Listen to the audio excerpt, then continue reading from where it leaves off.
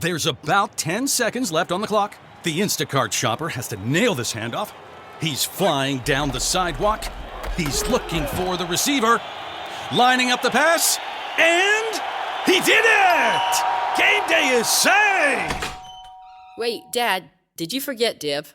And we're back. Get ready for game day with Instacart and get $0 delivery fees on your first 3 orders. Service fees apply. 3 orders in 14 days excludes restaurants. Instacart. We're here. It's okay not to be perfect with finances. Experian is your big financial friend and here to help. Did you know you can get matched with credit cards on the app? Some cards are labeled no ding decline, which means if you're not approved, they won't hurt your credit scores. Download the Experian app for free today. Applying for no ding decline cards won't hurt your credit scores if you aren't initially approved. Initial approval will result in a hard inquiry, which may impact your credit scores. Experian. Unfiltered discussions. Unexpected guests. No topic is off limits, from sex and relationships to the human condition, personal anxieties, and so much more. The only talk show of its kind in the world. This is The Last Show with David Cooper. Wow, it's Monday. We got a ton to cover tonight, and if you catch the show, here's what you'll learn. Have you ever thought to yourself, it's odd that people pay with their hard-earned cash to be terrified at things like scary movies or going to haunted houses? Why does fear feel so good to some people? Why do they crave it? It's Halloween, so that we'll find out in 10 minutes' time. Then, you're gonna love this topic. White people. There's a stereotype that they don't dance all that great. Well, if they know that the people around them hold that stereotype, they dance worse. Details on that towards the end of the hour. Anyway, that is some of the stuff you'll learn. That is some of what we'll cover. There's going to be more, but we better jump in. A strange interstellar visitor is coming close to Earth right now. Is it aliens? And what do we need to know about 3I Atlas, the comet? We are here to discuss with astrophysicist at the University of Edinburgh, Dr. Sarah Rugheimer. Sarah, welcome to the show. Thanks for having me. I think I've asked you this many times before. You're an astrobiologist. You study extraterrestrials. Is this comet the time to crack the champagne because it is, in fact, an interstellar spacecraft? No. Oh. I mean, you knew I was going to say that, though. I know. But it is kind of cool. Like, it is doing things that are strange, unusual for a comet. There are really reasonable explanations for what those things are, but people are excited about it. Yeah, I mean, I think what was a few things that were intriguing about this comet. One is it has both a cometary tail, which every comet has, but it also has this comet jet, which is facing towards the sun. So people freaked out about the jet, but that's actually a very well understood phenomenon. Lots of comets have that. And it's basically the sun heats up that side of the comet and like a geyser erupts and material is shot out towards the sun as well. Sun geyser, great, easy peasy. Sun geyser. People are saying wild things about this. Certain, physicists, I think, are making claims to try to get headlines. The fact is, we've only ever seen 3 confirmed interstellar visitors. So we don't have a huge sample size. Maybe all the unique things about this comet or these unusual things about this comet are actually pretty normal for objects of its class. We just haven't seen a lot. Is that a kind of a plausible view? Well, I mean, I think also let's just keep in mind that while we've only seen 3 interstellar objects, that's just because we've only now been really looking for this sort of object and have the technology to do it. We expect, tens of thousands of millions or lots of these objects to be in our solar system over the course of our history. So this is not an abnormal thing.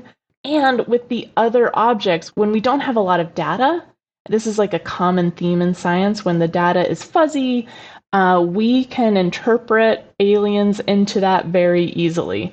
So I liken it to there's this Cydonia region on Mars, and it looks like a face. And this was taken by Viking, and people are like, oh my God, there's a face on Mars. Yeah, I remember the face on Mars in the 90s. Yeah, that was confirmed proof of aliens, definitely. Yeah, Yeah, and then you take like a higher resolution image of the place on Mars, and it's just totally normal geological. So it just goes to, I think, this psychological artifact of humans where we want to see life and aliens and faces, and we will see them where they don't exist when the data is fuzzy.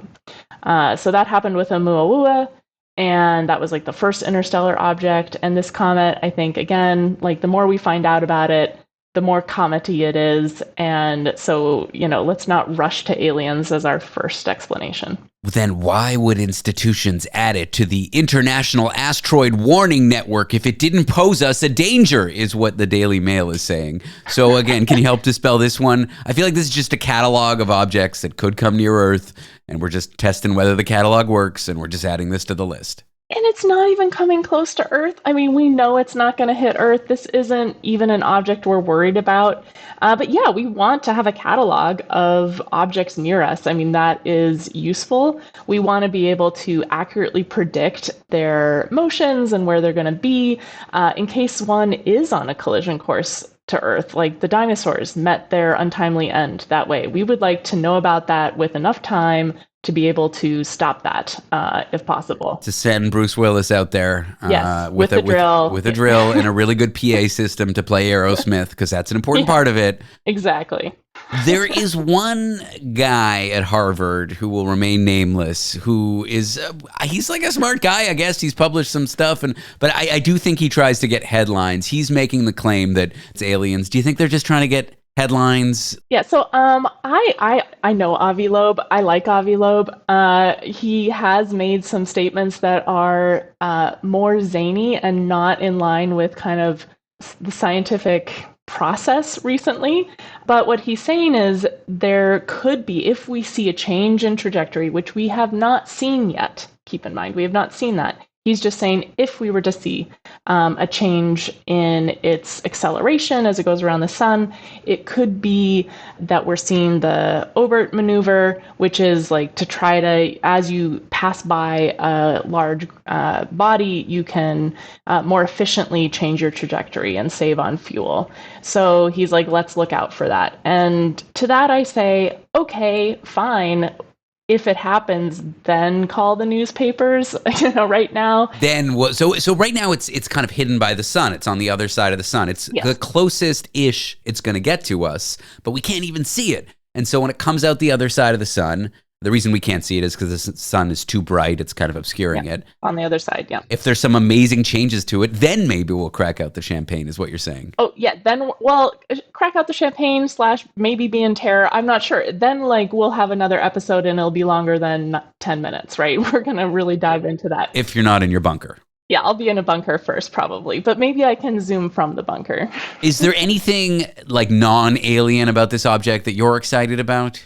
No, it's just like a comet, if it jets like a comet, quacks like a comet, it's probably a comet, fine, it's a comet. Okay, we expect those. That's funny. Everyone I've talked to about this object is really excited, if only because it's we're just starting to catalog interstellar visitors. It's almost a hot take to be in this field and not be that excited about it. I mean, it's fine. It's whatever, Are you more excited, and I know we didn't say any of this topic beforehand, are you more excited about checking for microbes on Mars? Absolutely. Okay. Of course. Yeah. I mean, that's cool. Is that where all your high hopes are at this moment? Yeah. I mean, I think if I want to prioritize where am I going to look for life, Mars is high on the list. So is Europa. Probably evenly split between the two. Mars is easier to get to. So let's go to Mars. The amount of time and attention I'll spend to this comet is the 20 minutes that I'll read about it and be like, okay, interesting, moving on. Wow, we shouldn't. I've been selling this thing for weeks. It's this exciting, amazing, unknown, probably not aliens, but maybe aliens object. And here I have you on the show and you're like, whatever, who cares? I mean, it's interesting. It's interesting. I think it's interesting because my nephew reached out to me and he's like, what is this object? It's interesting because people are interested in it. And we want to learn more about interstellar objects, and that's cool, but it's not aliens. Well, at the end of the day, all these sensational headlines are getting more people into astronomy, getting more people into this kind of stuff. If underneath it all, we can get some good science communication in there, is it such a bad thing? Maybe a little bit, but maybe not. Yeah, I think the thing is, though, is we have this sort of problem of conspiratorial thinking in today's society, and there's not really an understanding of evidence and how we vet claims. And I actually think, unfortunately, this is how people die from not taking cancer treatments or something, right? So I think like there is some aspect to this which can be harmful, because if we don't understand how to convey the scientific process, people will die of treatable conditions or, not care about something that we should care about. So that's where I say it is actually important to get this right. Sarah, we are out of time. Thank you for talking to me about 3i Atlas. Unfortunately, the champagne I had shipped to your home, I guess we'll have to cancel the order midway through. Or wait till mid-November, and then in my bunker I'll open it. I'll be like, yay, aliens, before the end. Dr. Sarah Rugheimer is an astrophysicist at the University of Edinburgh. Check out her Audible original called Searching for Extraterrestrial Life. Up next, spooky, scary Halloween is coming up, and we're trying to figure out why people would pay for the experience of being terrified.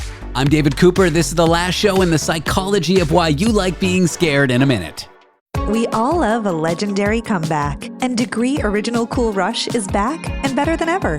Cool Rush isn't just a scent, it's a movement, a fan favorite that delivers bold, fresh vibes and all-day sweat protection. Whether you have a man that spends hours in the gym, heads into the office early, or is just trying to stay fresh on a long day, Cool Rush has their back. Head to your local Walmart or Target and grab Degree Cool Rush, the fan favorite scent from the world's #1 antiperspirant brand. The human algorithm, where emotional inputs create unexpected outputs. The Last Show with David Cooper. Why on earth would you ever hand over your hard-earned cash just to be terrified and scream your heads off? I mean, I'm talking horror films, haunted houses. Why does fear feel so good to some people? And why do they crave it? So much so, they're willing to pay. I'm here with Frank McAndrew, a social psychologist from Knox College, to discuss why fear sells. Frank, thanks for joining me today. Thanks for having me. So what is going on in our brains when we're terrified? And what is going on in our brains when we're terrified and somehow also enjoy it? Yeah, it is peculiar, isn't it? There are people and places that we would avoid in real life like the plague. And as you said, we're willing to fork over a lot of money to sort of vicariously experience these things. So it does seem odd, but I think there's a method to the madness. First of all, there are some people who like it just because they're adrenaline junkies and they like, the pounding heart and the adrenaline racing through their systems. But I think there's more to the madness than that. Evolution has programmed us to find things that are good for our survival to be irresistible. And in the safety of a movie theater or a commercial haunted house where things aren't real, you kind of hand yourself over to be terrified by things that in real life could kill you. So there are a couple of different reasons why I think we do this. First of all, it's a way to rehearse strategies for possible future calamities. By watching other people deal with shark attacks or serial killers, we can learn strategies. We learn from their mistakes, right? What not to do, what works. And people are really into it. If you're in a horror movie and somebody's about to open the wrong door, you can hear people in the audience going, no, don't do that. That's me. That's me. I get yelled at by my friends in the theater because I can't shut up. Because you're living it with them. And so what you're in a way doing is preparing yourself for situations where you might be pursued by a serial killer or attacked by a shark or whatever the thing you're watching is. Now, you're not consciously going there for that reason. You're not saying to yourself, well, I'm going to go in here and pick up a few pointers. But this push that we have, this motivation to enjoy these kinds of things, is adaptive. People who didn't prepare for those things didn't do as well when bad stuff happened. Another thing that happens in this situation, too, is you learn about yourself.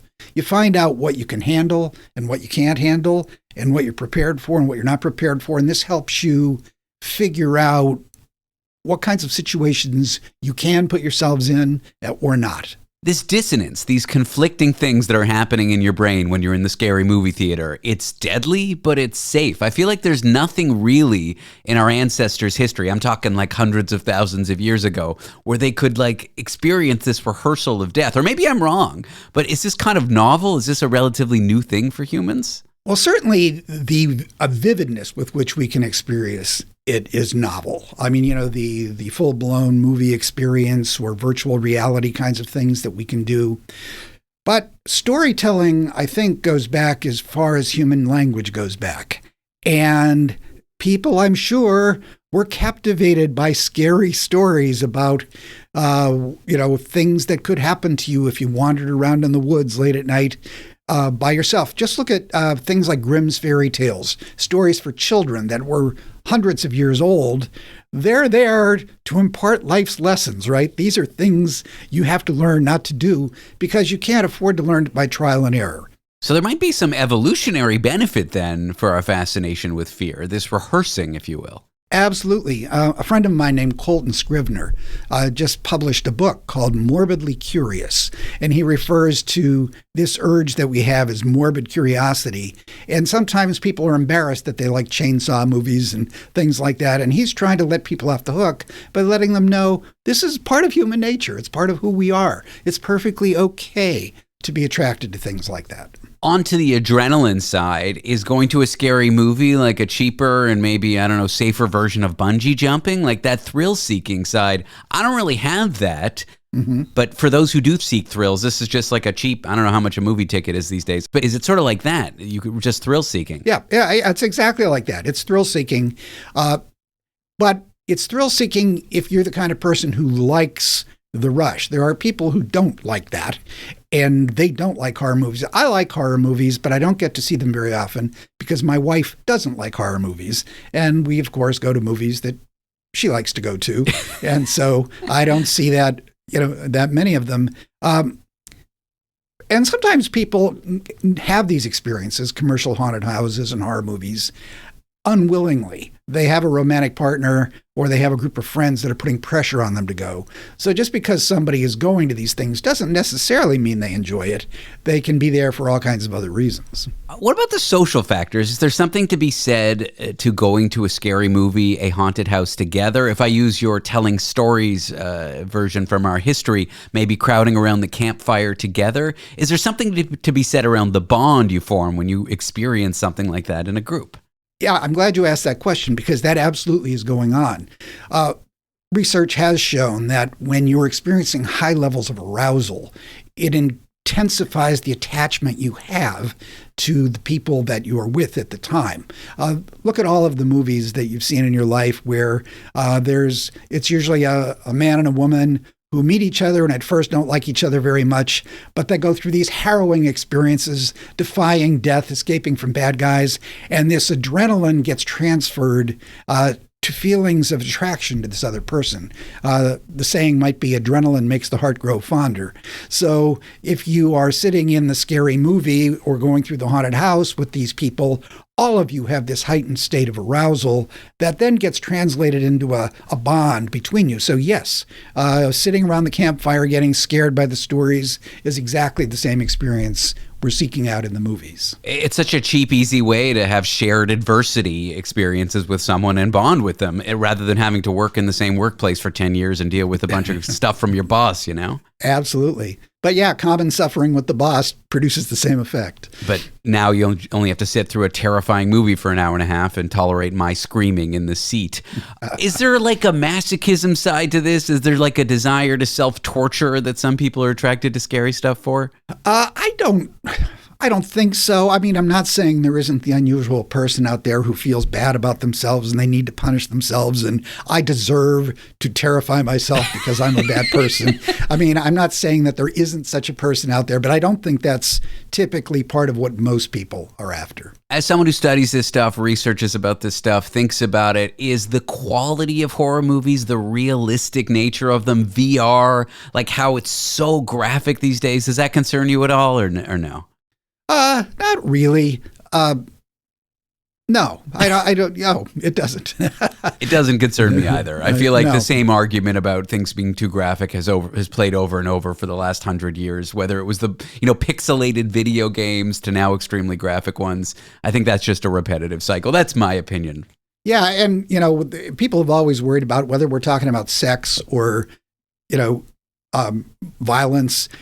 There's something about if it's vivid, it's bad, But if it's not vivid, then it's okay. But your imagination is the thing that's running wild. And in some ways, making it less vivid gives more leeway to your imagination to make the thing even worse. So who knows? The sort of confidence you get from going through this adversity, enjoying being scared so you can safely deal with a scary situation. If there's some benefit, is there anything you'd recommend to people who don't like scary stuff to try to get them into it? Well, baby steps, right? So instead of going to a graphic, horrifying movie or a really over-the-top haunted house, just read a short story that's a little bit frightening. And you can put the book down whenever you want, and maybe you can get yourself there eventually. Frank, I have really enjoyed this chat. Thank you so much for coming on the show. Thank you. Frank McAndrew is a social psychologist from Knox College. We got a fun one coming up next. The stereotype that white folks can't dance. Well, have you ever frozen up on the dance floor just because you knew everyone was watching your rhythm, or lack thereof? After the break, we'll talk the science, the stereotypes of why certain people can't dance. Or can they? Just not so well when you judge them. Want to be part of the last show with David Cooper? Call us and join the conversation. 1-888-505-6644. ¿Hablas español? Sprichst du Deutsch? Kan du norsk? If you used Babbel, you would. Babbel's conversation-based techniques teaches you useful words and phrases to get you speaking quickly about the things you actually talk about in the real world, with lessons handcrafted by over 200 language experts and voiced by real native speakers. Babbel is like having a private tutor in your pocket. Start speaking with Babbel today. Get up to 55% off your Babbel subscription right now at babbel.com/Spotify. Spelled BABBEL.com/Spotify. Rules and restrictions may apply. When your therapist won't take your calls anymore, there's always the last show with David Cooper. It is a joke we've all heard. White people can't dance. And as a white person, I kind of agree. But this stereotype and knowing that people hold it, can that mess with someone's moves? Well, a new study says it might just do that. Scientifically, I'm here with someone who worked on that. He's a psychology professor at the University of Miami, and his name is Dr. Simon Howard. Simon, welcome to the show. Thank you for having me, David. So I'm glad to be here. I gotta ask, what inspired you to study this stereotype, the stereotype that white people have absolutely no rhythm? So I think it's several reasons, right? So I'm a social psychologist, very interested in the influence of stereotypes on individuals' performance, self-efficacy, so on and so forth, right? Oftentimes, this is studied from individuals who are stigmatized in other domains. So we're thinking how stereotypes about intelligence might impact Black individuals in testing situations, how stereotypes about elderly people's memory might impact how able they are to remember things. But there's also stereotypes about white folks in dancing, right? And I've heard these jokes, as many other people may have heard them. Friends growing up saying they can't dance, things like that. My co-PI on our research study, Alex Borhega, he's also heard of these stereotypes. So we just had a conversation. It's like, you know what? Why don't we study this aspect from this theory called stereotype threat from white individuals' perspective on rhythm? Because I'm sure that if we think of rhythm as a performance in some capacity and trying to dance, just being aware of that stereotype, or if it's triggered in some way and people are reminded about it, would this impair people's ability to maintain rhythm? And that's how it came about. It's kind of a fun, but also a really interesting question. It's playful and it's serious. Can you say more about stereotype threat and how that might impact people of any group, really? Right. So any group that is stereotyped, which can be any individual based off any dimension of identity, race, gender, sexual orientation, so on and so forth, right? There's stereotypes about all these different groups. These stereotypes are often linked to a particular domain. right? So I've already mentioned some, like Black individuals in situations that might be diagnostic of their intelligence, elderly individuals when it pertains to memory, women when it pertains to maybe math or even sports. And so when these individuals find themselves in these situations, regardless on how good they are in these situations, right? That's not saying that they were already bad at math or women are bad at sports. You can have women who are actually the highest athletes in a particular area, let's say a woman playing basketball. And then in this context, somehow the stereotype about women not being good at basketball or sports is sort of brought to the forefront of their mind. So somehow the stereotype is made salient. That is enough to trigger what we call stereotype threat that can impair their performance. And so any individual who's stereotyped in a domain in which they think that they're being evaluated in is enough to sort of trigger this process. And that's why we thought it'd be interesting to look at rhythm with white individuals. We hadn't seen it done and wanted, although it's like, oh, it's playful and it's impacting something that people may consider not quote unquote serious. But for some individuals, this is very serious, and it may, as we talk about in the study, lead to people disidentifying with that particular domain. So white people don't want to dance. And it's like, who doesn't love to dance? Everybody loves to dance. Well, I don't. I'm scared and I'm worried people will judge me. And maybe that's the center of stereotype threat. This self-consciousness, this worry of being judged all of a sudden distracts you. And that little bit of distraction makes you worse at the thing that you might actually be great at. Right. And then people will disidentify with the whole domain entirely, right? And so maybe a young David at one point was experiencing stereotype threat. Someone said, look at this white boy, he don't know how to dance. Or maybe it wasn't even said, but you felt it in the air, right? It can be in the air. No, it was said.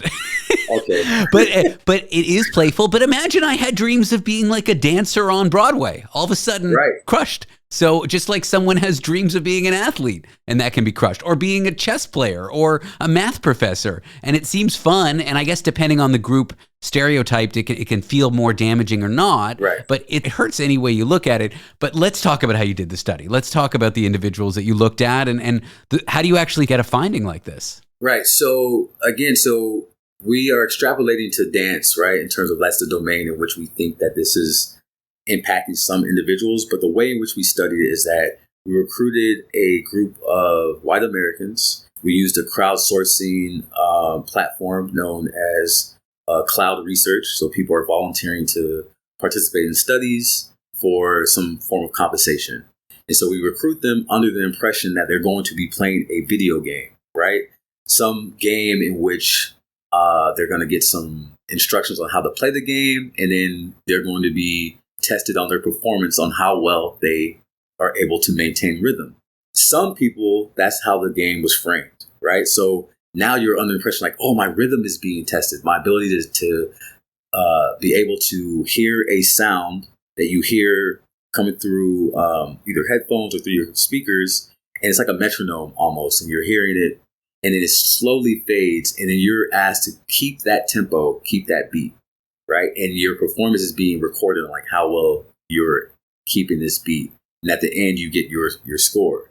So that's the game. But half of the other participants were just told, oh, we're just interested in this new game, but they're not told that it's diagnostic of their rhythmic ability. So they're not put under that same pressure. No one's judging you based on how well you're going to do on the game in terms of this is how good your rhythm is, but the other half were. And simply being told that we're watching you and evaluating on your rhythm, that was enough to trigger what we call stereotype threat. And those individuals performed worse than the other white individuals who weren't told that same information. At a very high level, what can we say about stereotype threat based on this study? What we're saying is that, and corroborating, I think, findings that we have seen in the last 30 years, because this is a theory that has been documented across several different racial and ethnic groups and other dimensions of identity, is that it's a robust finding and that it can impact individual performance in various contexts.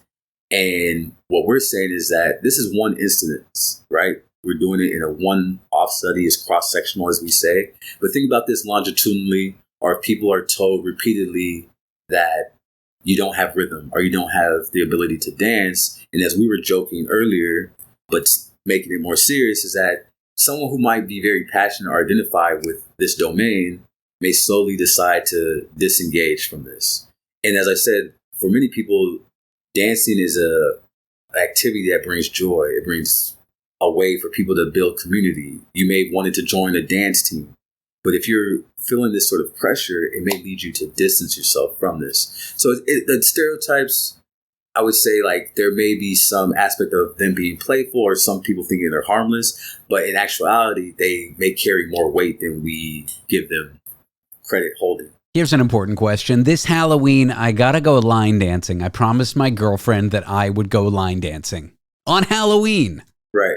I'm really nervous about it. Any advice for me? This is an important part of your study right here. Yeah, so I would say one of the ways that we've seen stereotype threats sort of battled, right? Because if we documented this effect and we know it's there, one of the main questions I often get is like, well, what can we do about it? Is there a way that we can sort of confront and battle stereotype threat? And one aspect is self-affirmation. So if you can affirm yourself before you go and do this challenging task, which line dancing might be challenging for you, David, you affirm yourself. And it doesn't need to be in that domain. You could just say, I'm one of the dopest radio hosts.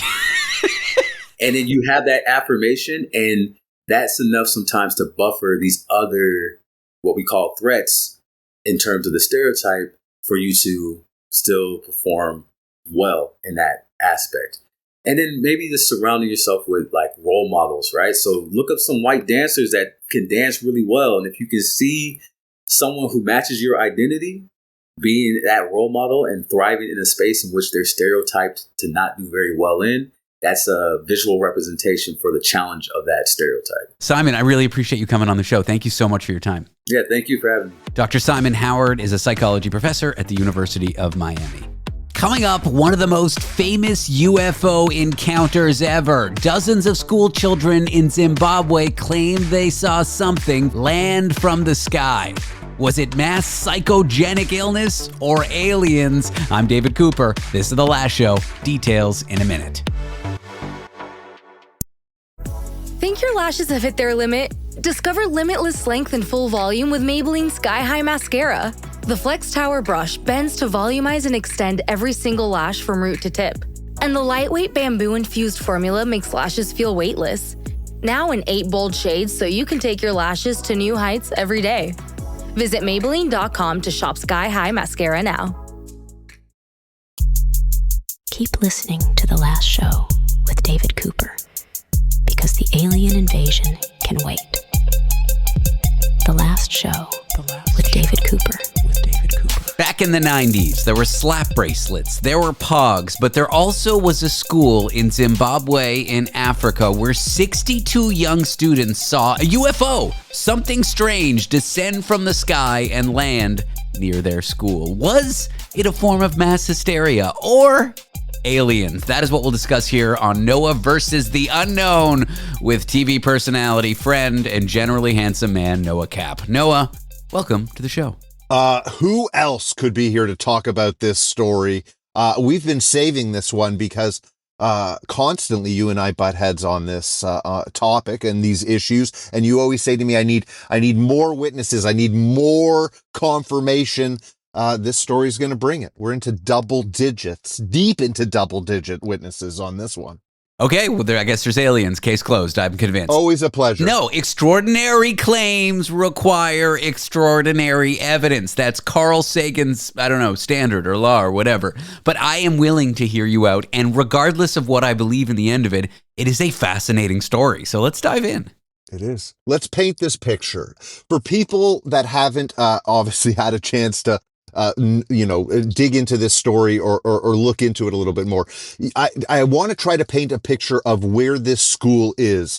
When we say a rural school in Ruwa, Zimbabwe, if you Google Earth this, it is like if you imagine a school in the fields out in the like plains of Africa, this is it. It is surrounded by bushland. It is you're out there, you're in it.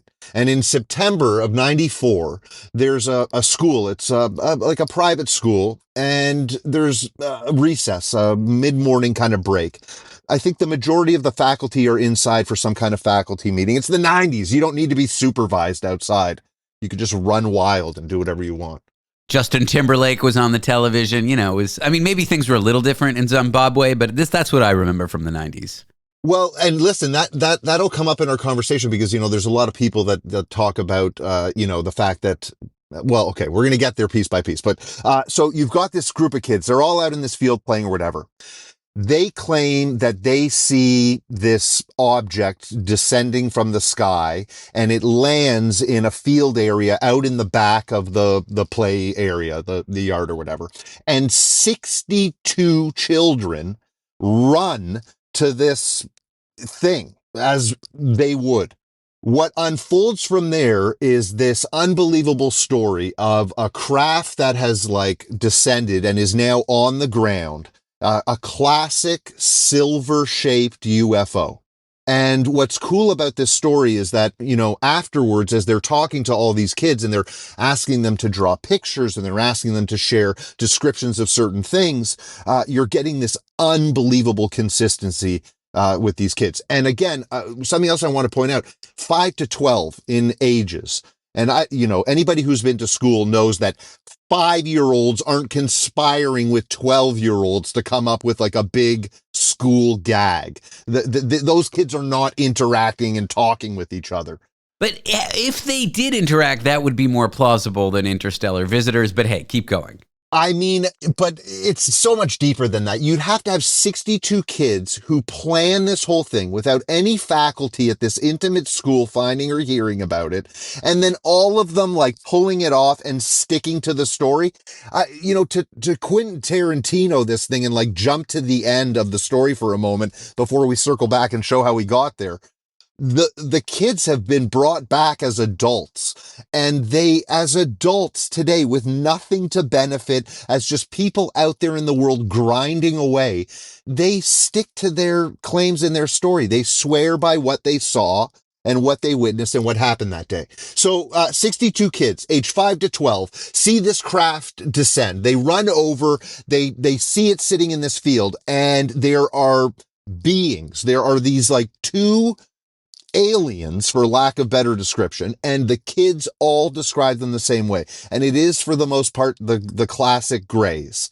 They're very light gray skinned, smaller kind of frame bodies. They're wearing black, what you think of as a jumpsuit, a kind of whatever.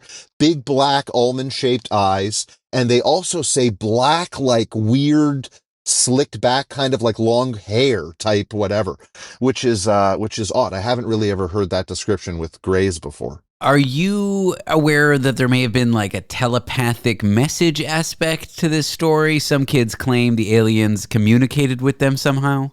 Yeah. So the kids see these beings, and then two really interesting things in their descriptions of what unfolds happen. One is they all talk about the way that these things moved around the craft, and that some kids said that it looked like they were walking in slow motion. Other kids said that it looked like they were almost floating or skating on air, this very odd, warped kind of movement or whatever. There were a handful of kids who claimed that they were telepathically connected and communicated with by these beings. In particular, there's this young girl who says that there's this whole message about the planet, and that the planet is in horrible danger, and from an environmental standpoint, the planet is in whatever, and that they're and concerned or something like that. She gets this environmental telepathic communication from this alien, from this gray. So yeah, that is definitely a part of the testimony, and something that a few of the kids claim that they just felt like they were being communicated with, but without any words, without any kind of traditional back and forth. No, it's interesting. I'm still kind of on the mass hysteria, prank, misunderstanding of what they're seeing. There's a hypothesis that it could have been a dust devil. I'm just saying, I believe maybe some of these kids have a sincerely held belief. I don't know what happened. I don't think it's enough to make a claim that we were visited. Why there? Why then? Yeah. So as always, it's like, if you dig a little deeper and you go into whatever, there are interesting components that surface with this story.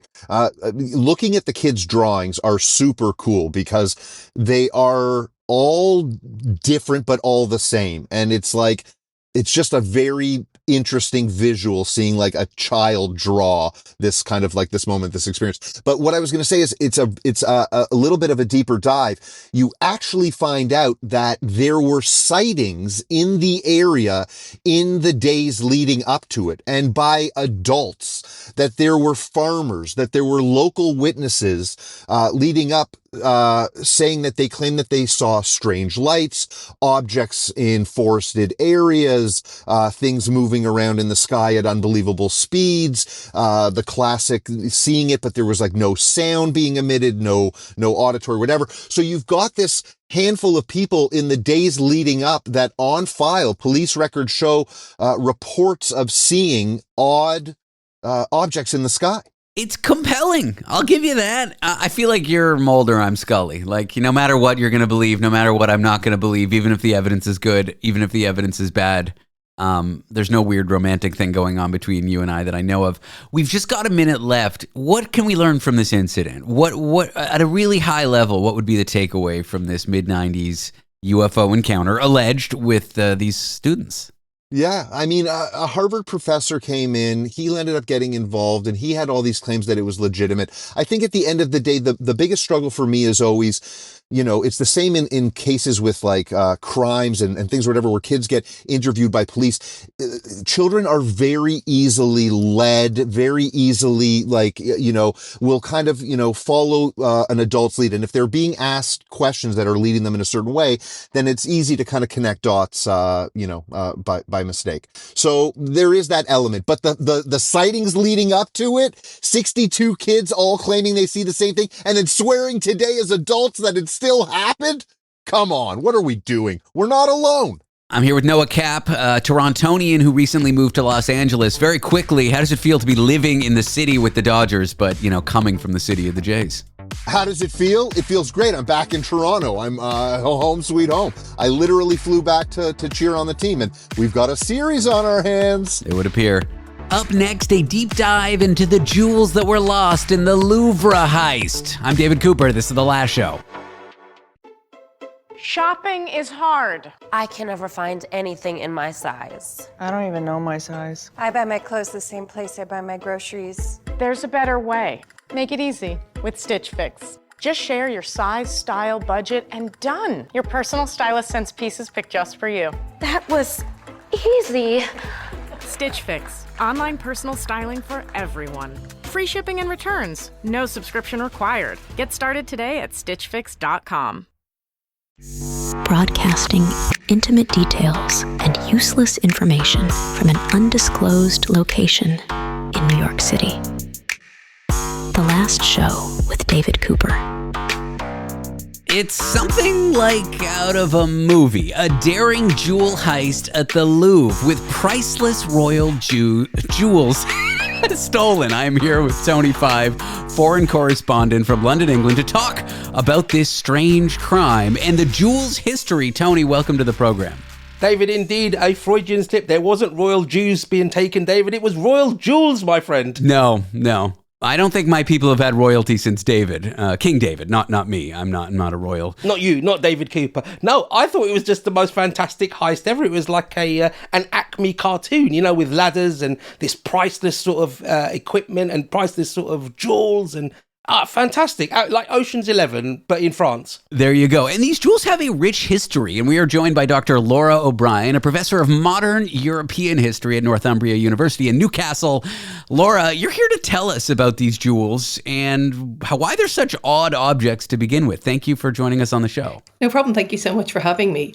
Yeah, I guess one of the things that people wonder about is why does France have crown jewels? Because famously, France is the country of the revolution. This is a country that sent its king to the guillotine in 1793. So It's a republic. Why does it have crown jewels? And I think the first thing to say is that the crown jewels in the heist, initially a lot of the reporting was like, they stole the crown jewels of Napoleon. And I was thinking, really hope they didn't. But also, okay, are they really the crown jewels of Napoleon? But as it turns out, the crown jewels in France, or to give it the French title, les joyaux de la couronne de la France. Merci beaucoup.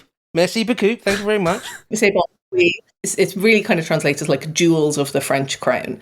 And they are quite a mixed bag. So I think when we talk about crown jewels, particularly for an English-speaking audience, the emphasis or the thing that we think about is the crown jewels that live at the Tower of London that you get in a little escalator or travelator to look at. And these are literally crowns. They are tiaras, they are scepters. They are the things that tend to be used as regalia in coronation ceremonies. So the French did have some of those, but the jewels that we're talking about that were involved in the heist, the stuff that got stolen, is from probably the more kind of jewelry end of the jewels of the crown of France. So this is necklaces, tiaras, some earrings, a brooch. It's not a king's crown in the same way as like, it wouldn't be like someone stealing the crown that's used or the imperial state crown in London. Why does France have these objects? Wouldn't they have like destroyed them or broken them up after the revolution to auction them off to the highest bidder? Is there any like government significance to these rocks? I mean, they did break them up, right? So like they had, there's only one crown that survived the revolution. This is the crown that was made for Louis XV in the 1730s for his coronation. This crown survives. That wasn't stolen. Partially because the jewels on it are not real jewels. They're glass replacements because they were taken out in the 19th century and sold. That's a whole other story. So most of the jewels and the actual regalia, the scepters, the crowns, the stuff that was used at coronations was destroyed during the revolution. These lived at Saint-Denis, the Abbey of Saint-Denis, just outside Paris, where they had the sort of monks there, the abbey there looked after these regalia, and then they were taken to the cathedral at Reims whenever there was a coronation, because coronations didn't traditionally happen in Paris. These were destroyed when the abbey was sacked during the revolution. In the main, most of these were destroyed. What survived tended to be, like I said, personal kind of jewellery collections that belonged to the crown rather than to members of the royal families and so on. These in and of themselves have been stolen in some cases several times. So there's a major theft in 1792 when they basically break into what was essentially like what was then Louis XVI's jewellery wardrobe. That's the only way I can translate it really from the French, which was one of the richest collections of jewels in the world at the time. A lot of stuff stolen, some of which was recovered, things like the Sancy diamond, the Regent diamond, which again is still on display at the Louvre. These are diamonds that came from India, things like the blue diamond, which disappeared and then turned up shortly afterwards, it turns out, as the Hope diamond, the famous Hope diamond that I think is in the Smithsonian now. It was broken up. So a lot of this stuff has essentially disappeared in the 1790s. But the stuff that survives now is partly stuff that was recovered and partly, in many cases, jewellery that was made in the 19th century. So it's not particularly old items in the grander historical scheme of things, but they are items with a very significant value monetarily in terms of both artistry of them, but also the value of the jewels, the diamonds, the precious stones within it. And I think that's why they were stolen. I'm just a bit curious why there's so many Louis. Like, you're up to number 17. What's going on with 1 to 15? What are they up to? Did they not have anything? Were they poor? Oh no, they had like they had jewels. I mean, they had stuff that was passed down. So you get to Louis XVI is the guy that goes for the chop in 1793, to put it bluntly. His son would have been Louis XVII, and if you're a French royalist, you believe that he was Louis XVII, but he was never actually king. Then his brother becomes king after Napoleon falls, and he's Louis XVIII. So he's technically the last of the Louis. I mean, my favourite Louis was the Louisville Slugger, apparently, so he was quite good. And the superintendent of my old building was named Louis, so there's at least 19 of them. But here's my question. When these things get stolen, how do you sell them as a thief? Like, you can't just go around with a trench coat downtown and say, hey, want to buy a ruby or something. Like, wouldn't they be identified very quickly? Well, I think this is why they stole what they stole, right? So, like, they didn't steal the crown that was made for Napoleon for his coronation in 1804, because partly, I think, because it doesn't have the same value in terms of, like, its value is historic, and it is valuable material. It's gold. It's got these beautiful cameos on it. But those cameos would be instantly recognizable if you broke it up. They didn't steal Louis XV's crown because, as I said, in the 1880s, they took out the gems and they sold those off to raise money for the French Republic, because why do we need these crown jewels anyway? We should sell some of them off. The stuff that they did take, so tiaras, necklaces, sets where you have like a necklace and a beautiful set of earrings, like mega bling kind of items from the 19th century, stuff that had belonged to Napoleon's second wife, Napoleon III's wife, the Empress Eugénie, that could be very easily broken up. And there's a huge market for black market kind of gem dealings. And I've seen some sort of jewellery experts saying that we likely won't see these ever again. Although now the guys have been caught, I don't know, but they've had enough time, I think, to dispense with the items that you just, but like as you said, you can't just sell these things. You have to break them up first. I mean, Laura, as a completely separate aside, completely separate to what you're talking about, I do have a couple of necklaces that I'd like to show you after this interview, just to let me know. Going very, very cheap, my friend. Very, very cheap. Do they have like big emeralds? Are they kind of like, is there a missing earring? Yeah, they do. And they smell a bit French for some reason. No idea why. And separate to this, Tony's been out on bail for just a couple of days now. He was arrested the other day.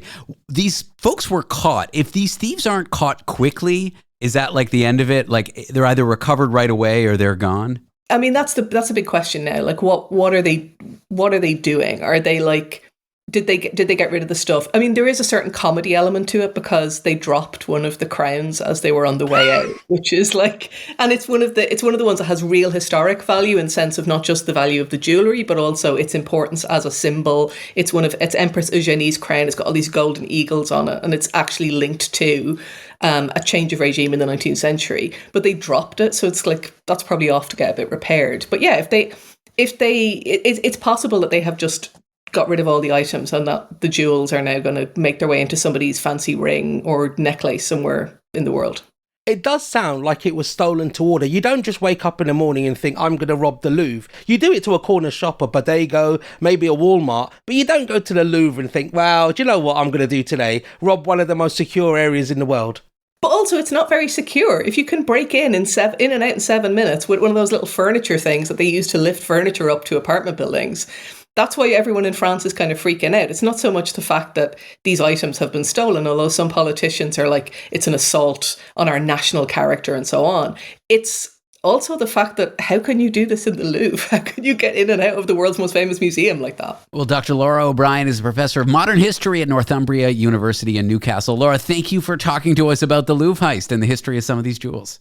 No problem. Thank you very much for having me. Cheers. Bonjour, Laura. Bonjour. Au revoir. Au revoir.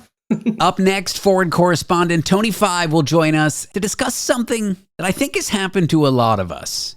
When a friend takes really bad advantage, has something like that happened to you? When is it time to call time on a friendship? We'll discuss that after the break. Want to be part of the last show with David Cooper? Call us and join the conversation. 1-888-505-6644. When it comes to what your family eats and drinks, you know your choices matter.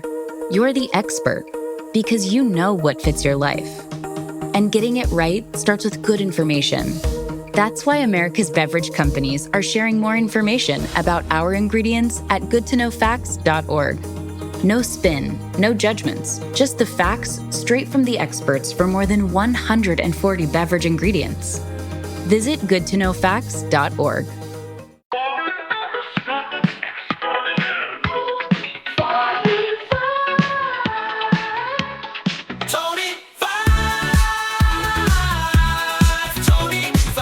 Do you have a friend who's pushed your boundaries one too many times, or perhaps a little bit too far? When is it time to call time on that friendship? I'm David Cooper. This is the last show. We're here with foreign correspondent Tony Five, who's pushed the boundaries of our friendship one too many times, and I'm here to tell him that I'm done with him. Tony, welcome to the show. Hello, David. I was actually going to reverse Uno card you and saying that when you push the boundaries of friendship, I only want to stalk you more. Oh, well, the truth is, as soon as you pitched this topic to me, like at the commercial, I was like, are you talking about me? Are you talking about us? I know. But you're not, and I'm not, and I love you very much, and I'm excited for you to come visit me from England soon, but that's all besides the point. What's going on with you that's made you thought about a friend who's just pushed you hard and who you're considering friend dumping to protect yourself? Yeah, I'm in a quandary. I'm in a pickle. I'm in a muddy puddle, David. So many years ago, when I was recovering from a period of depression, a friend had called me. I'll be very quick about it. He had got involved in not paying his taxes. So in England, the tax office, just like in the States, I guess, the tax man came hunting him down and said, if you don't pay this money, we're going to throw you in prison. And this was the story he told me. In prison? Well, that's what he told me. He was going to be thrown in prison. And at the time, I was just recovering. He was married. He had 2 young children. I felt very sorry for him. And he said he had to pay X amount. And because I felt sorry for him and because of the sob story he told me and because I didn't want him to go into prison, I lent him the money. And it was a substantial amount of money. And me and you have spoken about this maybe last year. And the first thing you said to me and your beautiful girlfriend said to me is, you'll never get the money back, Tony. You'll never get the money back. And I was like, yeah, okay, fine. Well, can I pause you there? It's okay to help a friend, but I agree. If someone's in a situation like that, why would they have gotten into it in the first place? You can lend them the money, but don't expect to get it back. The second thing is, correct. Unless it's, look, I'm not a tax lawyer, I'm not a criminal lawyer, I'm just speaking anecdotally, but unless it's millions of pounds, the government will usually work with you with some wage garnishment or make some deal or have some payback plan. Like they aren't throwing people into prison for, 5-figure sums. That's my understanding, at least not at the first warning. So already the story seems a little fishy. So as time has gone by, I agree with you 100% because there would have been multiple warnings that he would have had to ignore. And a trial. You would have heard about a trial. They don't just throw people in jail the second you're one day late. Yeah, and I think my naivety combined with the fact that I was pretty vulnerable at the time, combined to that. And as you say, they're not just going to throw you in prison. And it wasn't millions. It wasn't even hundreds of thousands of pounds. It was tens of thousands of pounds, which is... But still, that's a lot of money. And I think I told you at the time, and I'm telling you now, you should forgive yourself for letting yourself be taken advantage of, like everyone who gets taken advantage of. I felt, for a long time, I felt stupid. I felt very angry with myself. And now, so I still speak to him and he's paying me back a minimal amount each week. Minimal amount meaning the interest I'm accumulating on that money, should I have had it, means he's in constant deficit. Yeah. He's never actually going to pay me back ever. Anyway, this is my quandary. I actually spoke to him. I got the courage, even though I should not be nervous or anxious about speaking to him, I thought I'd speak to him. Now, here's the quandary, David. He has 3 or 4 cars. He's into cars. One of these cars is his, almost show car. He doesn't drive it. It just sits in his garage. It comes out a weekend, like a weekend car. And he also has a property that he rents out. Now, in my mind, that's mine, that car. Because he owes me this money, he's keeping a luxury item that he doesn't need, that is basically just a vanity item that he could sell and pay me more than half of what he owes me. But he's choosing not to. And he was almost offended when I suggested it. So am I the A in suggesting him to sell it to pay me back? I think you're wrong I think he kind of took advantage of you. That's behind you. Mm-hmm. He's gotten away with it. There's no recourse you have. I imagine, was it even like a written loan, anything like that? No. So it's like the equivalent of what's... Yeah, handshake. Handshake and a promise. Yeah, spit and handshake. It's not your car, it's his car. Yeah, I know. So it wasn't a demand, it was a suggestion. So that's what I'm trying to say. I didn't say, I want your car. I'm just saying, look, guy, you've got this, and this will, you don't use it. It's just sitting there. It's a depreciating asset. It's a thing. It's engine, rubber, wheels, metal. And if you sold it, you would be able to sort of salvage, this, because this was a lot of money. This is going towards not only my future, but care for my mum. And I wouldn't really have to worry. For example, coming to you, I have to save up to come to New York. New York's not expensive. So I get it. It was like 10, 20, 30,000 pounds. It's not an insignificant amount of money. Correct. Yeah. It's not an insignificant amount of money. So by suggesting that, do you think I was in the wrong? Or do you think maybe I shouldn't? Because I asked him and he said, well, he agrees completely. And I'm like, well, it almost feels like it's that the car is worth more than my friendship. I think that is probably true in his mind, and that's sad. And I think you should look at it this way. You're a sweet, trusting individual who saw an apparent friend in need. Mm-hmm. You know, someone who lied and was looking to scheme and take advantage so he could have all this nice stuff without actually earning it and this, that, and the other. Mm-hmm. Mm-hmm. Those qualities that allowed you to lend that money are actually wonderful qualities. You're trusting, you're loving, you want to help a friend. You got to learn something about yourself. You also learned to spot signs of being taken advantage of. Yep. I would look at it like that rather than looking at it like, oh, he bought this thing, it's mine. I need to tell him he needs to give it to me. You can tell him those things, but don't be surprised when he gives you the runaround answer because he's already given you the runaround. He's already, you know what I mean? He's already shown you who he is. Right, and that's what I was trying to get at, rather than sort of a demand for his goods, because I'm not going to go around and repossess it. Maybe you do make the demand because now you know. Now you can close the chapter and say, I made this mistake. You can heal. You can forgive yourself. Mm-hmm. You've got enough money to like pay your rent. Yes, that money would help. Oh yes, like you're not struggling. He didn't take the last dollar in your bank account. I'm not saying it wasn't a lot of money. It was. No, and you're 100% right. As you said, even last year, I've written off that money. So in my mind, I haven't got that money. It's gone. It was my frivolity. It's almost like I gambled it, but without the enjoyment of a Las Vegas casino. So that's my problem. And because I sort of built up the courage to ask about that, I think it was kind of, well, should I ask him? So I sort of, ummed and ahed about it for such a long time that I thought, well, let me just broach it with him. It takes courage because until you ask him, that possibility that'll pay you back is always there. Like, oh, if I only don't annoy him, or only if I don't wait longer, he'll somehow pay me back. But at least now you know. Like for me, I would want to heal. Like that's the focus would be, forget about this jerk. Okay. Like I want to do everything I can to heal and move on, and not like, sure. I would block him.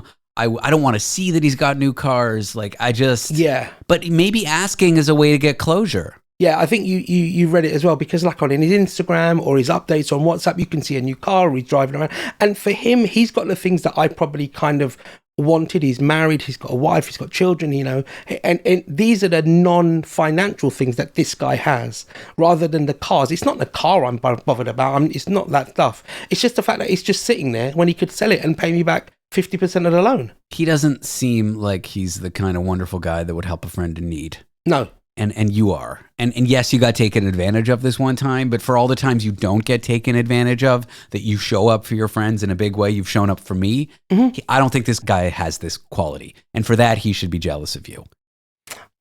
Yeah, it's difficult to see, but as you said, I was kicking myself because I was anxious, and I sort of got off the phone call going, why am I anxious? Like, I'm not the one that owes the person money. I'm not in, you know what I mean? So maybe you're right. I don't think you're a jerk for suggesting he come up with a way to pay you back. I just don't think it's going to happen. Or maybe it will, I don't know, but yeah. Based on what I know of this guy. It could do, yeah. But I was just wondering, that's why I wanted to sound it out with you and the listener. No, was I the jerk for suggesting it? It was just a suggestion. It wasn't a demand. That's what I meant. It's a deep topic, and I think I've had advantage taken of me, and I think a lot of people have, and thanks for bringing it to the show. This was like a cool conversation, Tony. Yeah, it was interesting, and it's something that kind of rings true with pretty much everybody that listens to the show, right? Yeah, all ones of adoring fans. Tony Five, foreign correspondent in London, England. I wish you the best of luck. I don't think you're the jerk. I think you have a lot of courage, and I think you're a very sweet man, and I don't think you're going to let it happen again. Thank you, and if anybody wants to send me $20,000, it's Tony@LastShow.pizza. Sure, he accepts money order, Venmo, PayPal, e-transfer, wire. Amazon gift cards. We take it all, baby. Thanks, Tony. After the break, here's something. Why do we fear conflict? Especially when fighting, at least verbally and fair, can make us stronger. There's power in disagreement. I'm David Cooper. This is The Last Show, and we'll teach that to you in a moment. In the 70s, 4 young women were found dead. For nearly 50 years, their cases went cold. I'm Nancy Hixt, a senior crime reporter for Global News. In the season finale of Crime Beat, I share how investigators uncovered shocking evidence of a serial killer and hear exclusive interviews with the killer's family. Listen to the full season of Crime Beat early and ad-free on Amazon Music by asking Alexa to play the podcast Crime Beat. We're here because your heightened awareness deserves heightened entertainment. The Last Show with David Cooper. If you avoid conflict like it's an infectious disease, like it's contagious, you are not alone. But what if disagreement with other people is exactly what you need? Fearing conflict might hold you back, and respectful dissent might move you forward. I am here with Professor Leda Stawnychko, who teaches leadership at Mount Royal University in Calgary. Leda, welcome to the show. Good morning, David. Thank you for this invitation. I love that you studied conflict because I grew up in a high verbal conflict household, and I feel like I have the skills I need to argue with a stranger when that time comes. But some people are scared of arguments. They do everything they can to avoid them, don't they? Yeah, and in fact, somebody like you might come across as intimidating to them because they don't have the skills that you have. Fair enough, but like if someone's ripping me off, like if a cabbie is overcharging, I don't mind saying, don't take this route. I was in a cab with my girlfriend's parents a while ago, and I did that, and they were like freaked out, like, how can you yell at the cabbie's yelling back at me? And then 5 minutes later, we were talking about our lives and as kids, and we were getting along. Okay, I'm getting too off the point here. Why study human conflict? What do we hope to learn about the kinds of conflicts that people have in their everyday lives? Actually, what got me into this field was my investigations into leadership. About 15 years ago, when I started getting super serious about learning about leadership and leaders, I realized that conflict is the first or the second top problem for new leaders. Even experienced leaders, after many years in the role, they still have problems with people issues, is what they call them. So this came out loud and clear in my PhD sort of studies. And at that time, I decided to sort of start exploring this a little bit more in depth. And I became a mediator. So I studied it for me to develop the skills because I did not have the skills to engage in respectful conversation without feeling triggered and then just not knowing where to go. So I learned a lot of useful skills by going through this. And now it's my great pride and joy to teach them and to act as a mediator as well in my university. Interesting. Well, let's talk about that triggered feeling, because I think for a lot of people, disagreement feels really threatening, even when their physical safety is not at stake at all. It's just a verbal confrontation. No one's going to get hurt. No one's going to go to jail. Even that level of potentially respectful conflict is so threatening to people. Well, your brain doesn't know the difference. Your brain thinks it's a bear ready to come and eat you. We evolved for preservation. We evolved for reproduction. Right? We didn't evolve for happiness. So what our brain is going to do is sort of scan the environment for potential threats. And it's safer for the brain to tell you this is dangerous. Either run, fight, or appease. So yeah, we're not in imminent physical danger, but we need to engage our prefrontal cortex and sort of tell ourselves, I am not in imminent danger. In my case, one of the tricks that works really well is to say, what is the source of my power? And just to remember that my feet speak for me. I can always leave a situation all the time. So I don't have to feel like the level of threat changes when I know I have the power, in my case, to engage in the conversation and also to keep myself safe. Is there any benefit to conflict avoidance, or is it a completely maladaptive human trait? It serves us no benefit at all. Well, it depends on the situation. For example, if you said you were on a taxi last night, well, maybe we're talking about, you wasted 10 extra seconds. Maybe it's just not worth the engagement because you have nothing to teach this person for future engagement. This is some stranger that you are never going to see. And if it doesn't make you feel like a pushover to just let it go, then you just let it go, carry on with your day, and don't ruin it for yourself and for others. Just move forward. So avoidance may be appropriate in some situations.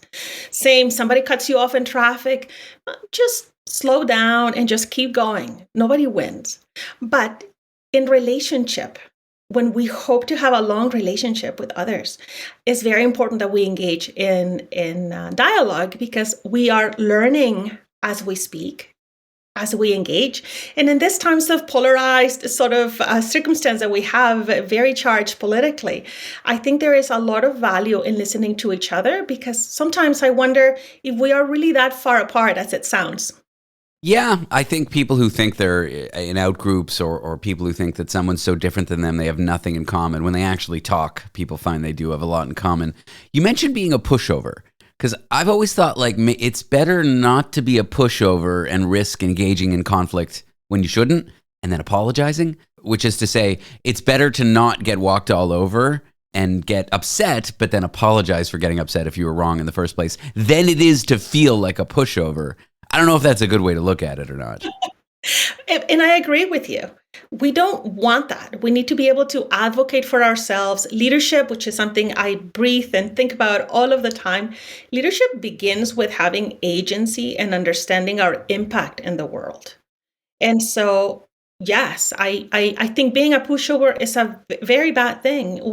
By doing that, we're also showing our children and our friends, that behavior. So I accept the responsibility of speaking up.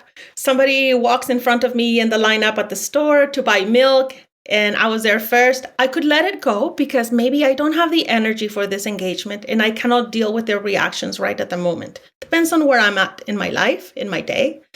But more likely for me is I'll tap him in the shoulder, say, "Excuse me, maybe you didn't see me, but I was next." Yeah. Or, "Excuse me, sir, like the back of the line's there." And then if he turns around and maybe I'll say it rudely, I don't know. And then if he says, "Oh, this is my wife, I just went to grab something," then I just apologize. I feel like people are willing to accept your apologies if you enter confrontation by accident. I do want to talk about the fear of conflict, though. This is big for a lot of people. Not fearing conflict, I think, can help us. How do we get over those basic little fears? Like, oh, I don't want to speak up. I don't want to embarrass myself. I don't want to risk them getting upset. How do we get over these little fears? Well, I say it starts with self-reflection. We need to, sort of increase self-knowledge to say, "Ooh, I'm going to be embarrassed." Well, what's the problem with that? Why is that such a big deal?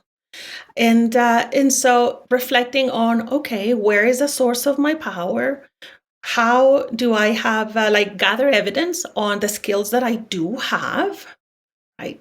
And so because folks that feel skilled, that they think they engage in a way that is productive.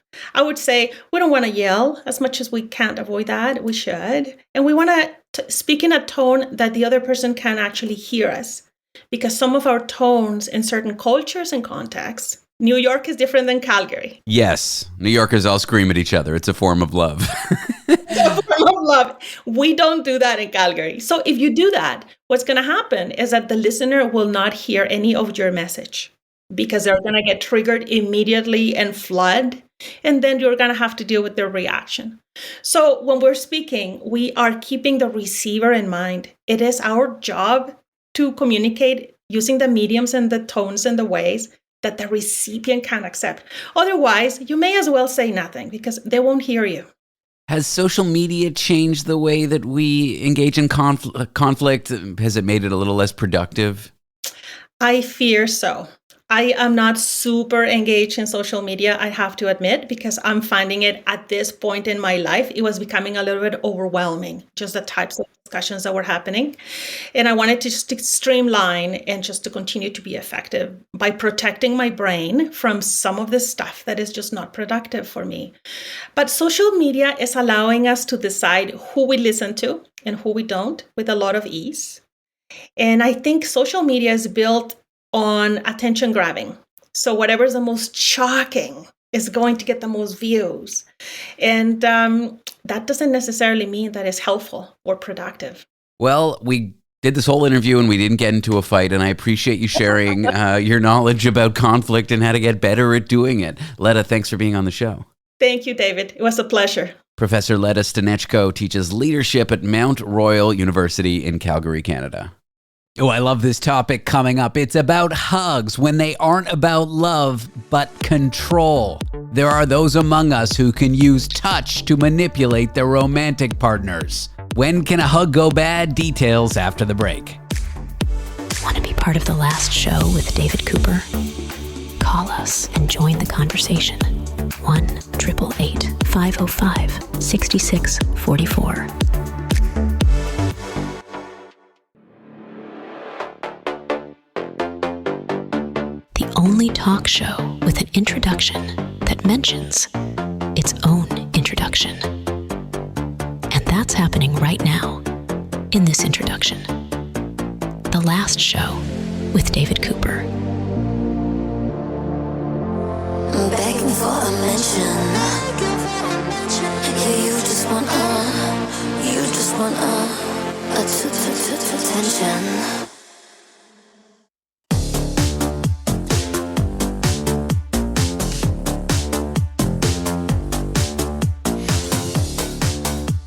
A hug, it seems innocent. Sometimes hugs can heal, but they can also harm. New research suggests that people with certain dark personality traits can use touch not to connect with you, but to control you. It's the darker side of affection. We're here with cognitive psychology researcher who worked on this from the University of Virginia. Her name is Emily Ives. Emily, welcome to the show. Thanks for having me. So I read a summary of your paper, and this headline is kind of captivating. The dark side of touch. How can certain individuals use touch in negative ways in romantic relationships? Yeah, sure. So oftentimes when we talk about touch, it's described as something really positive. So in the literature, a lot of things are talking about touch as a form of communication, but to really convey support for a partner or love for a partner, foster interpersonal communication. However, as with any way of communicating, touch can be used negatively as well to communicate negative emotions. So that's kind of what we mean when we say negative touch. And so touch can be used, as you said, to like hug people can be a positive way of construing or conveying a positive feeling, but can also be a way to manipulate a partner in certain cases. When you can imagine when someone doesn't want to be touched, maybe hugging them could be invading their personal space. Getting in someone's personal space can be a way of conveying power in a relationship or in controlling a partner that, is not always discussed. Interesting. So, like if someone's averse to touch or doesn't want to be touched or wants their personal space and a partner is kind of infringing on it, this is an example? Yeah, sure. An example, or it can vary in a whole bunch of different ways. This is very dependent on interpersonal or individual differences. So it can be like, let's say you're reading a book or something and you're engaged in another activity. If your partner all of a sudden is giving you a lot of attention, even if you're not averse to touch in general, they might be using this in a way to get something that they want. They might be trying to engage in affection for a certain type of outcome that they are, fostering, but they don't necessarily are always take into account what the touch receiver wants. Interesting. So, and how do you study this kind of thing? How do you study like the negative impacts of touch? Yeah. So in our study that we're talking about today, we did a lot of self-questionnaires. So it's self-administered surveys. And this isn't, I'm sure you've heard about before, this is not always the best way of going about data collection. It's really biased. People are providing their own answers about themselves. However, we are finding these results and people seem to be generally being honest. So it's a lot of asking questions of people and asking them to be honest with us about how they use touch. And so the same gestures, they can look loving or they can be subtly controlling. How do we tell the difference? I think it really is about how it's perceived. So again, it's a communication style. So it's about consent. It's about communication between two partners. And it really is just about how both partners are, the underlying meaning of that touch. Yeah. Let's talk about who is doing this kind of ugly form of negative touch.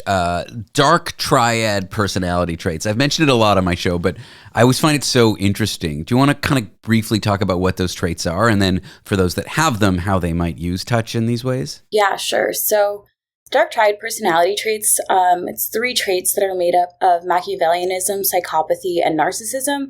And these are all kind of linked or tethered by this general aversive pattern of behavior. So it's an adversive personality style, meaning that they're not generally desirable in our society. And this doesn't mean that they're, every person who has this is labeled a psychopath. Every person can have elements of these traits. Sometimes you might feel yourself being a little narcissistic. It doesn't mean that you are a narcissist. It just means that there's levels of these traits in every person, and it varies across the population. And so we were finding that actually it is women who are high in these dark triad traits that might be more likely to use these touch outcomes, these negative touch outcomes, to maybe manipulate or as a mode of self-preservation when it comes to interpersonal relationships. This happens even when controlling for attachment style. Okay, well, let's talk about attachment style. How does that come into play? Yeah, so attachment style is how people go around interacting with people. Usually it is involved with their interpersonal relationships very strongly. And it is based on how much touch is administered as a child often, how much care is administered as a child, and it can go on to affect how you interact with people as an adult. And so attachment style has really evident outcomes on touch use in relationship, just because you're using these to kind of understand how to interact with people, especially loved ones, on a daily basis. You mentioned some difference between men and women as it comes to this negative touch stuff. Can you say more about that? Yeah, sure. So we find that both men and women are using or are experiencing negative touch outcomes, like they're both touch averse and using coercive control. However, it seems that it's only for women, at least in our sample, that the dark triad traits are really the ones that are involved in these touch outcomes. So this is even when controlling for attachment style. So it seems that the dark triad traits are actually only involved in facilitating the use of these negative touch outcomes for women. But this doesn't mean that men aren't experiencing touch outcomes. They're just not reporting them, or they're experiencing them in different ways that we didn't capture in our study. Were you surprised by any of the results or the patterns you uncovered? Were you expecting to see this as common? Yeah, so we didn't hypothesize this. We didn't, these were post hoc analyses where we found these gender differences. I think that after we found them, they did make sense. So I was surprised initially just to see that there was a difference, but after thinking about it a little bit more, I'm not nearly as surprised, mostly because it seems that, or the way I interpreted it really, is that women are socialized to be able to wield touch like in more subtle ways oftentimes. They are also oftentimes like looking for power in their relationships. So I wasn't surprised that they are kind of finding these more subtle ways to use touch in their interpersonal relationships that might be not like physical aggression or things that they might not be able to do as easily because of like size differentials or things like that. One thing I'm thinking as I read about your study and I'm hearing you talk, I'm thinking I need to be more mindful about how we touch each other and when we touch each other in my relationship.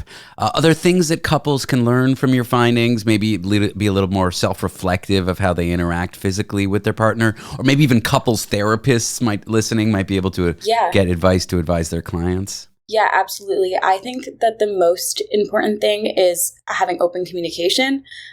So as I've said a couple times, touch is just another form of communication, and it's a super important one. But it can also be easily misconstrued. It can also obviously highlight or be used to control interpersonal anxieties. So I think that it's really important to have and foster open communication in other ways, and just, keep that conversation going in as many ways as possible, and clarify things that seem unclear. Emily Ives is a cognitive psychology researcher at the University of Virginia. Emily, I appreciate you coming on the show and talking about your research with me. Thanks so much. That is our program. Thank you so much for tuning into it. Don't forget the last show is available as a spooky, scary podcast. I mean, it's just a regular podcast. It's not scary, but Halloween's coming up. Just head to www.lastshow.pizza. That's lastshow.pizza, not .com in your web browser for details on how to subscribe. And please do. Seriously, please do. We'd appreciate it. That is a wrap on tonight's last show. I am David Cooper, and we'll catch you tomorrow.